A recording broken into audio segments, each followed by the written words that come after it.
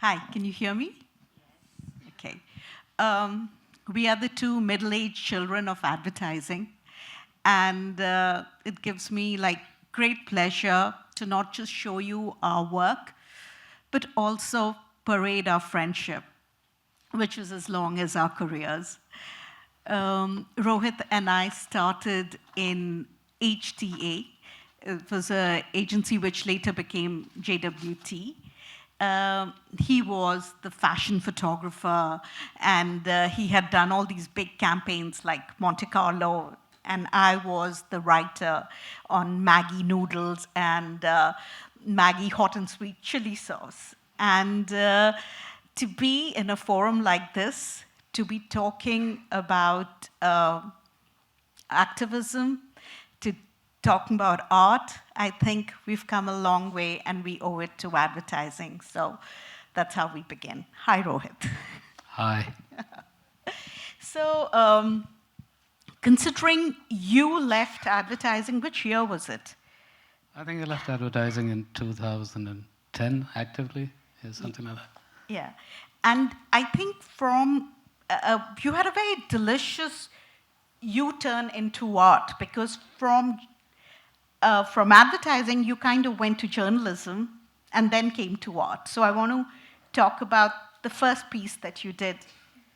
Actually, I went from advertising straight into art. I did a big exhibition on the Nomads, which was Wanderlust. Oh, yeah, yeah. Okay. And then I was pretty much tired of the artifice of advertising and what it meant to do advertising at that particular point of time. So journalism was something that always was like a secret desire. So when Arun Puri, who's the owner and editor of India Today, asked me to join India Today, I couldn't say no. This was not the luxury that I had when I was growing up, because advertising paid better and we were young and we had girlfriends we had to support. So that was different. But yeah, once I joined India Today in 2013-14, yeah, I very much changed the trajectory of my photography, my practice, and I guess it also changed me. Yeah.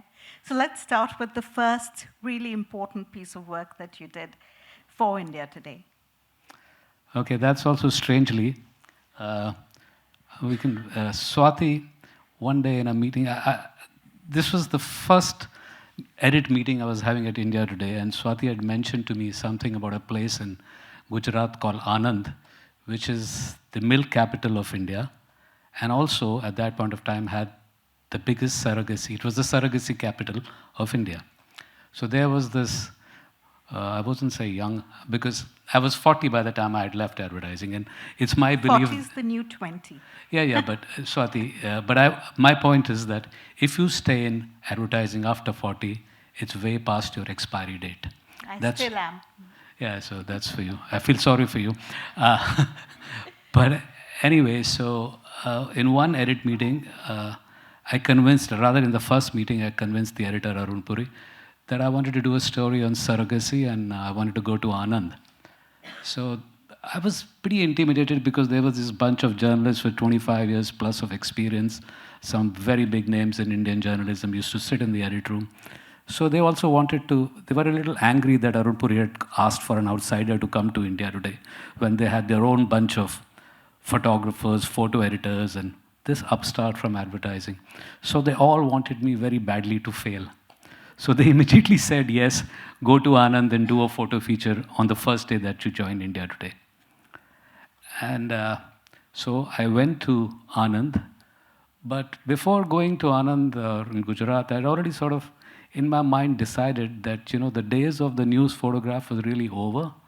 Even in 2013-14, where print was still relevant, and India Today was a somewhat important magazine at that point of time, I was very clear in what I wanted to do, because I had read enough to know that Anand had become like the cheap baby factory for the Western world, whereby all these rich Americans, Europeans, and from even Africans could afford to buy a $10,000 baby from India, and there were wombs on rent. So before going, I got these masks made of kids from different parts of the world, a black kid, a Southeast Asian kid, and different nationalities. And I went there, I went to the surrogacy center or the nursing home where all these pregnant women live in rather pitiable, I wouldn't say pitiable, but rather basic conditions.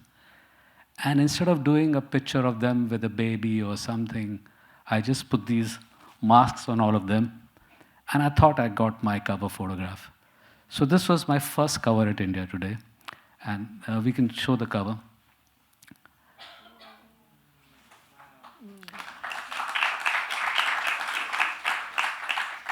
And what I'd like to say is that, the surrogacy bill that was passed some years ago, 3 years ago, it's still under a lot of scrutiny. They took this picture and that story. It was part of the deliberations of the committee. So in a way, it did make a difference. It did make a point. India Today was read by 60 lakh people at that point of time. So, this is the beginning of my so-called journey. Let's talk about the second piece of work that you did. That was again a cover of India Today, I think. And this happened even before when was the... Article 377. Yeah, Article 377. I would like you to show that.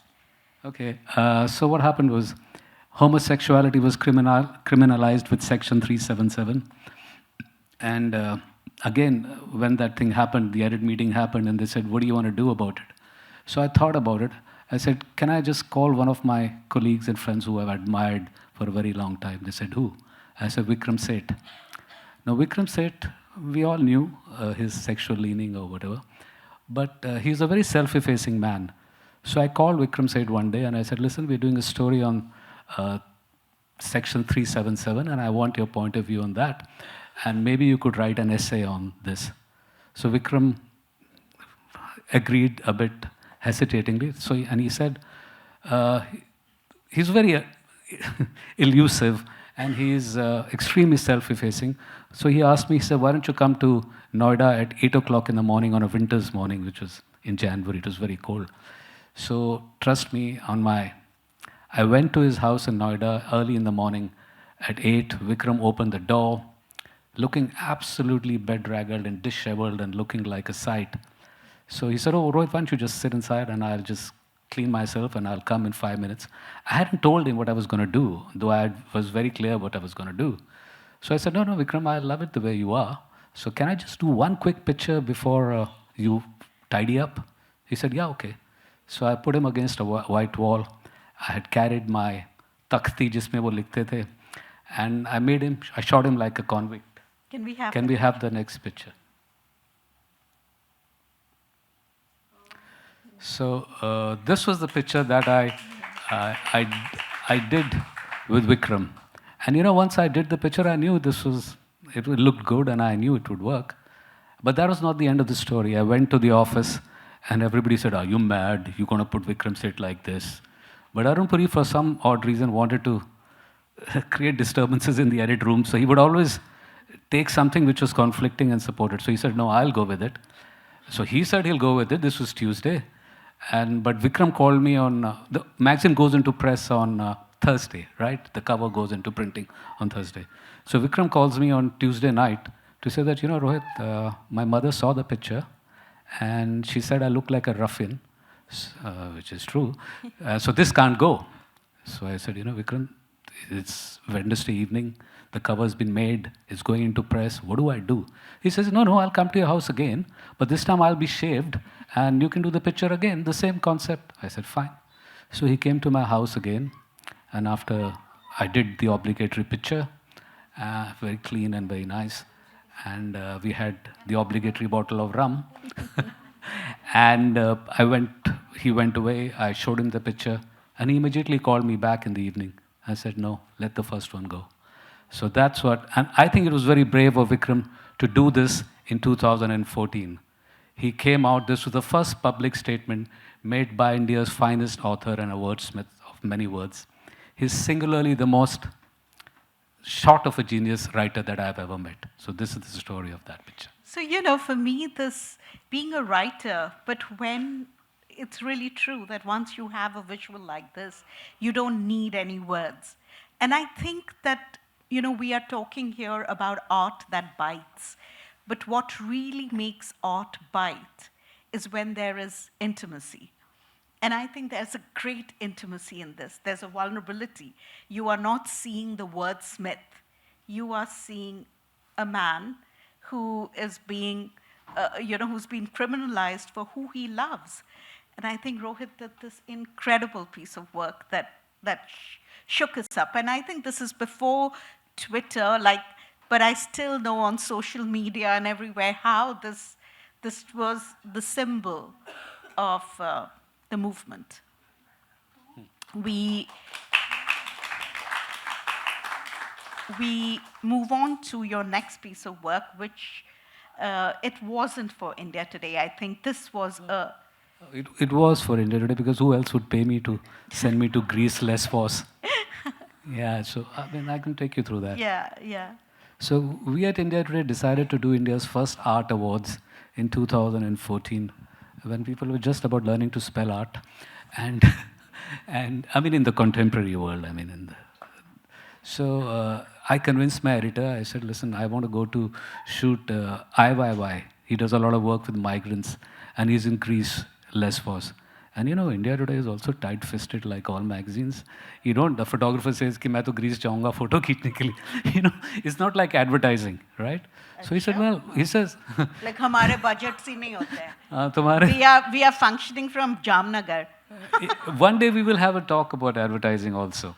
But so anyway, he said, why will you go there? I said, I want to shoot him like the picture of Alan Kurdi, the boy who was found on the beach of Lesbos, which singularly raised the awareness on the refugee problem, so much so that the French president called the Turkish president, and David Cameron got into the act. Merkel changed her policy based on that one photograph. So I said, I'm going to try and convince, because I think that the refugee problem in the world is again flagging out. Media is not talking about it anymore. And so I tried to get him to do the same picture, because it'll have a huge impact in the world of journalism. So there I was. Let's go and show you the picture.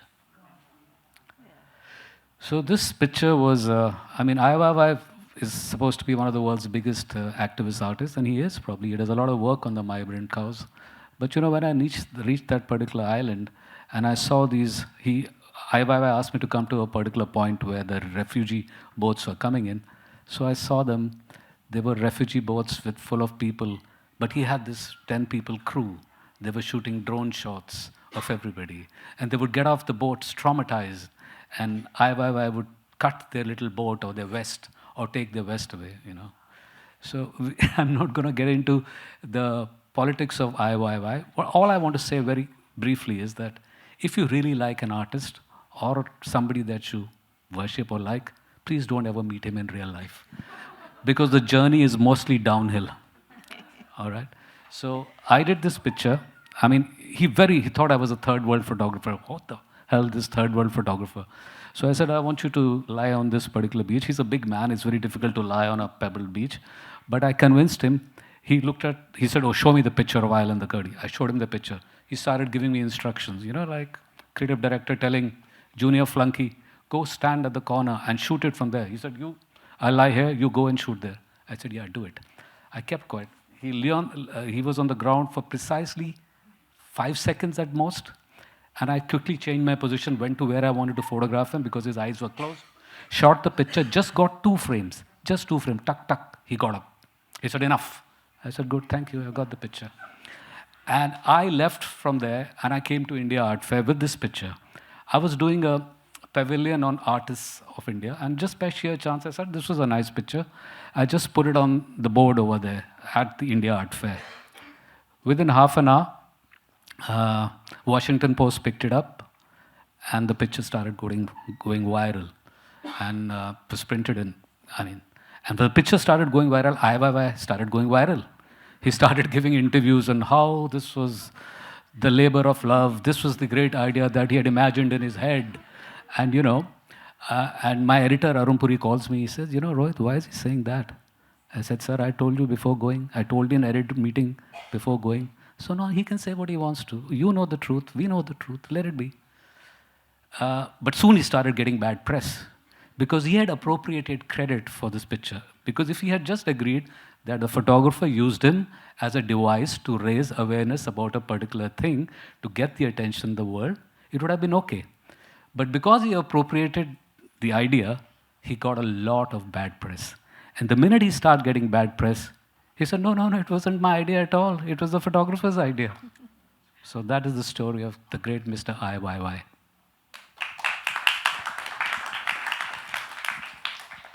So now we move on to my work.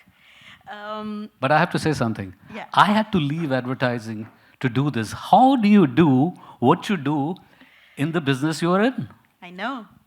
See, that's the power of love. Love always finds a way. And I think this first piece of work that I want to share with you, just to take that same thread forward, when I said that intimacy is the algorithm of creativity, and what hurts you is the thing that you want to react to first.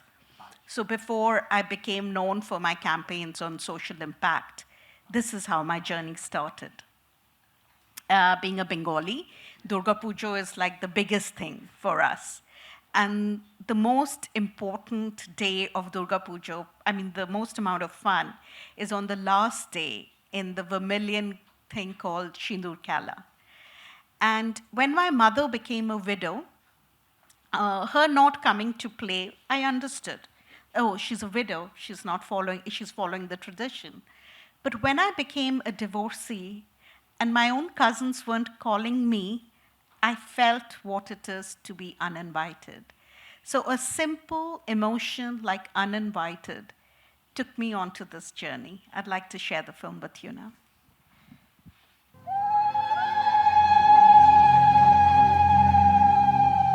Every year, 35 million Bengali women sing and dance to celebrate the power of Goddess Durga through a national festival called Shindur Khela. But on one condition: no single women, no widows, no LGBTQ. Because this celebration of womanhood only welcomes married women. This year, the Times of India wanted to change this 400-year-old tradition of rejection into a celebration of acceptance. We transformed Shindur, a sacred symbol of marital pride, into 2 dots, a new symbol of sisterhood. This became a rallying cry for the uninvited and unaccepted. A national call to action was released through a slam poetry film where the most influential Bengali women demanded acceptance. But in a country of thousands of gods and even more godmen, changing a tradition is never welcome. This is female chauvinism. Widows in our country who have been treated akin to untouchables. But nothing could stop this red wave. A group of Indian widows have returned home to their home city of Kolkata. Thousands of women came together to share the 2 dots in a historic celebration, and millions poured their heart out in support. Both men and women endorsed the 2 dots as a call for inclusivity. In the process of finding cultural relevance, the Times of India became the news that other newspapers covered. Bengalis did not just embrace the movement, they made the Times of India the most read English newspaper in their 90 million strong community. But more importantly, 50 temple societies opened their doors to women, dropping all labels and conditions.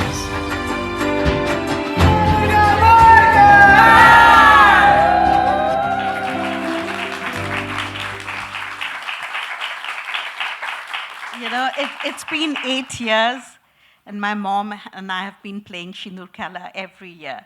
In fact, last year I got an invite from the Transgender Society of Kolkata that, Didi, why don't you come? Ebar pujote tumi ashbe. And I think that is the power of social impact, of art, of protesting. But protesting not to, and that's the beauty of our work, it's not about, this is a villain, let's hate him together. But more, this is the way we can correct, you know? all human problems can't be solved by tech and AI. As human beings, we have to solve our problems. And that's why this work paved the way for the road that I'm walking now. The second piece of work, I think I was inspired by his Vikram Seth piece of work. And by then, because of Shindur Khala, I was getting to know the LGBTQI communities. And the next piece of work you see is quite radical, because classifieds are the oldest part of any newspaper. Classified is where, to get your passport renewed. It's the most, that's how newspapers first started. And I think we subverted that. And I would love to share this idea with you.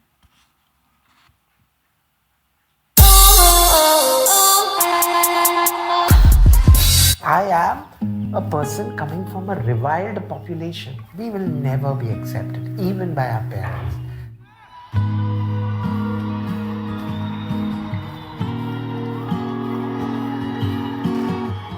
I used to think that I'm born in the wrong body, but I really think I'm born in the wrong society. A court ruling is not enough. You change society by changing people's minds. Our newspaper is read by millions of people every day. And for community news, they look for the classifieds. In India, pretty much everything you want to share with the world goes through the classifieds. The Times of India brings you Out and Proud, which is the Times of India making space in its classifieds section for members of the LGBTQ community to put out messages, to celebrate their anniversaries, to actually maybe put out a classified looking for a partner, a home or a spouse. We decided to make an editorial change in the newspaper, redesign our classifieds. We launched the Out and Proud classifieds, and we did it in style. We put a gay couple on the front page of the newspaper, something that had never been done in this country. I opened the newspaper today, the Times of Pride. This is a major fucking win. Oh my god. India's oldest paper, Times of India. How cool is this? This is unreal. Times of India, I love you. Thank you for being a part of this inclusion revolution. Dad, I like women. You will have grandkids, but I'd rather prefer her to have the baby. Looking to rent a 2 BHK apartment in a non-judgmental society. I am a trans woman looking for a beauty parlor. This is our role as a journalist, not only to report the changes in society, but help change society in a better way. Sometimes 50 words is all it takes to tell your story. We are out and proud. Anybody can put an LGBT couple on the front of their newspaper, but not anybody can alter the very DNA of their newspaper. We were silenced for nearly 100 years, not to say a thing about our lives.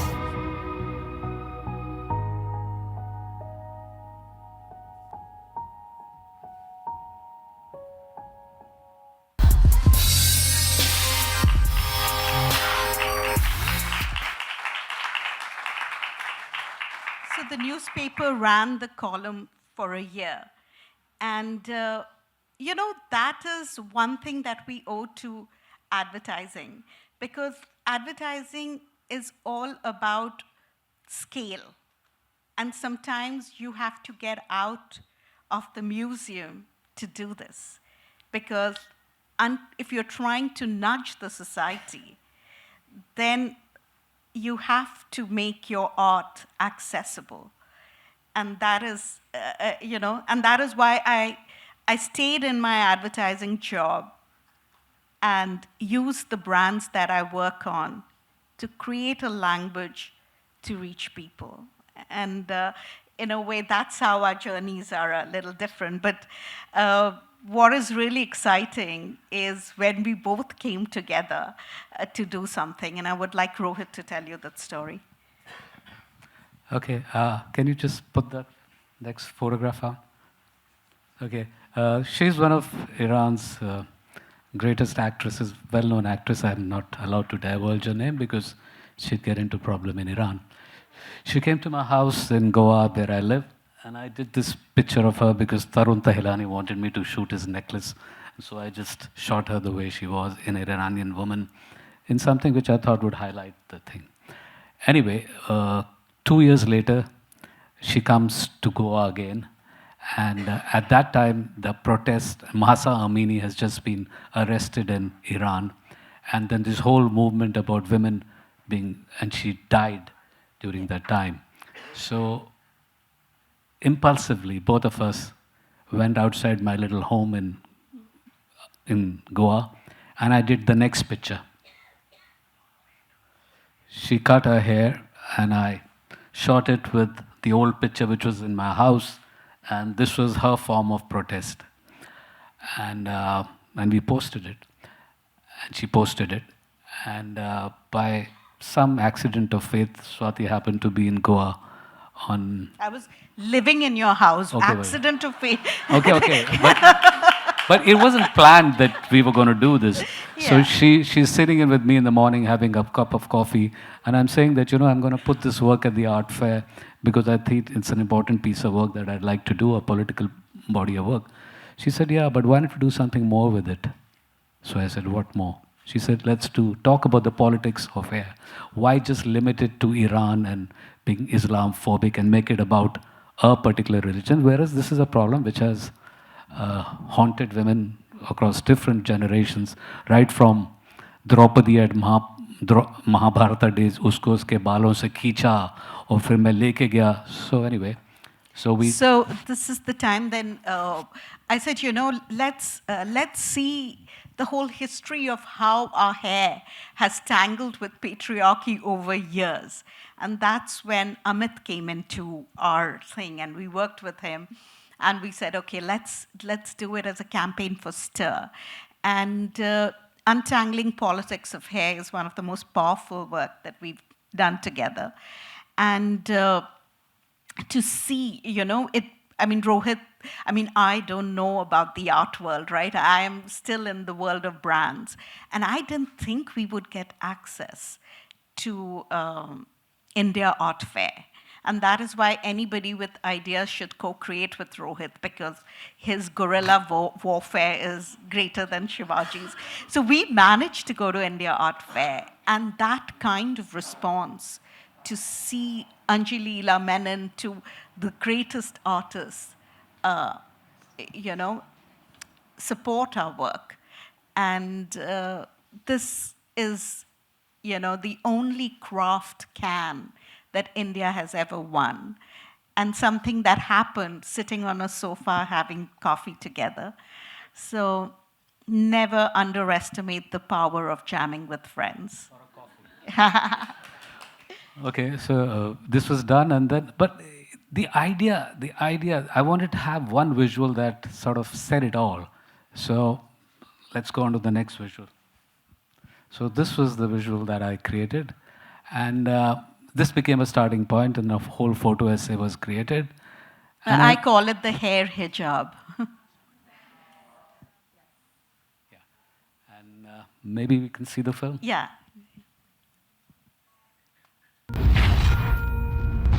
The death of 22-year-old Iranian woman Mahsa Amini. The incident sparked unprecedented protest across Iran. I don't think I've ever covered a more difficult story in my 20 years as a journalist.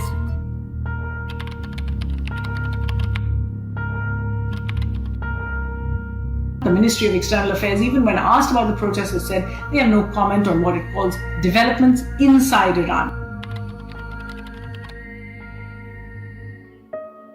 برای توی کوچه رقصیدن، برای ترسیدن به وقت بوسیدن، برای خواهرم، خواهرت، خواهرامون، برای تغییر مغزها که پوسیدن، برای شرمندگی، برای بیپولی، برای حسرت زندگی معمولی، برای کودک زبانگر و آرزوهاش، برای این اقتصاد دستوری، برای این هوای آلوده، برای غنیت و درخت‌های فرسوده، برای پیروز و احتمال انقراضش، برای سگ‌های بیگناه ممنوعه، برای گریه‌های بی‌وقفه، برای تصویر تکرار این لحظه، برای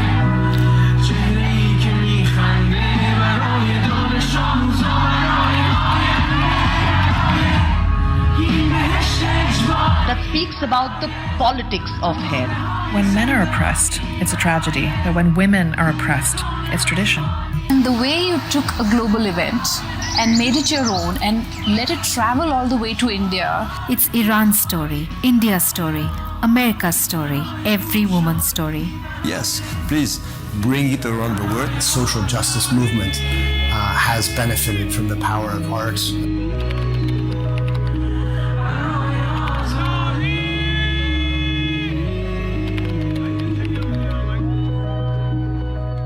ما با همدیگه پیروزیم. ژن ژیان آزادی. Thank you. Thank you.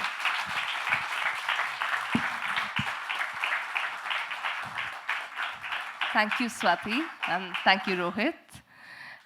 That was a very insightful conversation. Of course, Rohit and Swati will be available outside if any of you have questions for them. Our next event at the Little Theatre starts in about 20 minutes from now, a film screening of Charlotte Perriand, Pioneer in the Art of Living, at 7:30 p.m. Thank you, and see you back here very soon. Okay, sure. We don't have a lot of time because we have to turn it around, but go ahead. Thank you, Swati, for participating in all that I've done all my life. I owe her a huge debt, and I wish friendship is the starting point for most good things that happen in life. Thank you.